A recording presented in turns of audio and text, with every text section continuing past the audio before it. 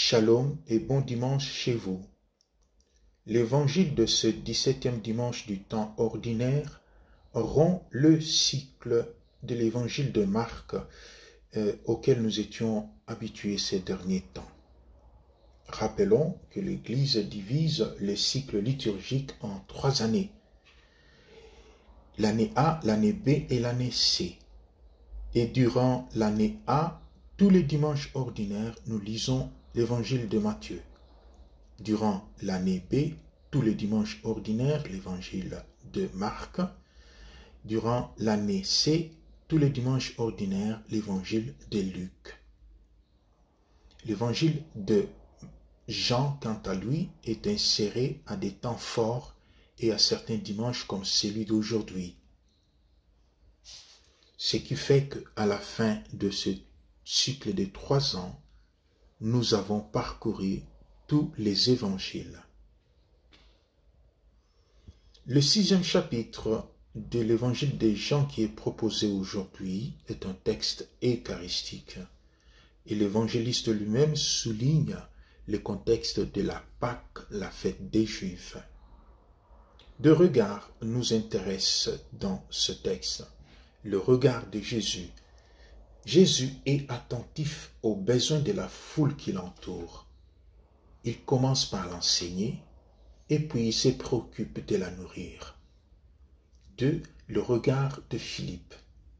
Selon ses calculs humains, Philippe juge impossible nourrir une si grande foule avec le peu de moyens dont il disposait.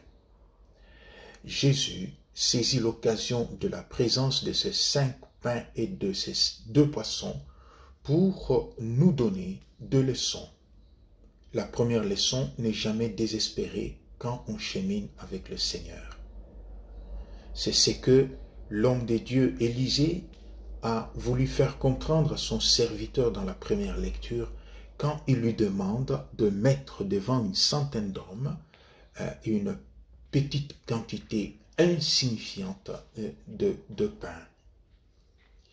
La deuxième leçon, c'est que le Seigneur fait le miracle à partir de ce que lui apporte l'homme.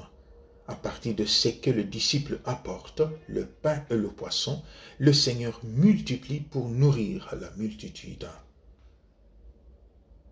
C'est une expérience que nous vivons chaque jour quand nous célébrons l'Eucharistie.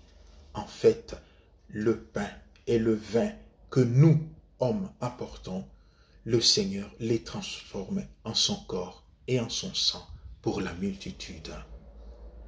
Que notre vie donc devienne chaque jour l'Eucharistie que nous célébrons, c'est-à-dire apporter avec confiance au Seigneur même les peu que nous avons, parce que lui-même a la possibilité de pouvoir transformer ces peu-là en une vie meilleure.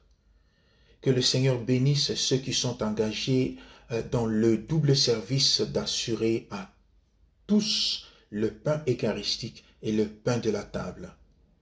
Que le Seigneur ouvre nos yeux aux besoins de tous ceux qui nous entourent, afin de promouvoir une culture de l'altruisme pour que personne ne soit exclu et que personne ne soit opprimé par la misère et par la souffrance.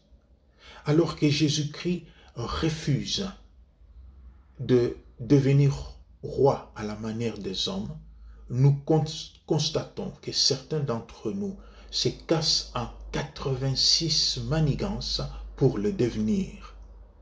Que le Seigneur libère notre esprit de toute tentation d'un pouvoir qui n'est pas au service des autres. Bon dimanche chez vous, shalom et une très bonne semaine.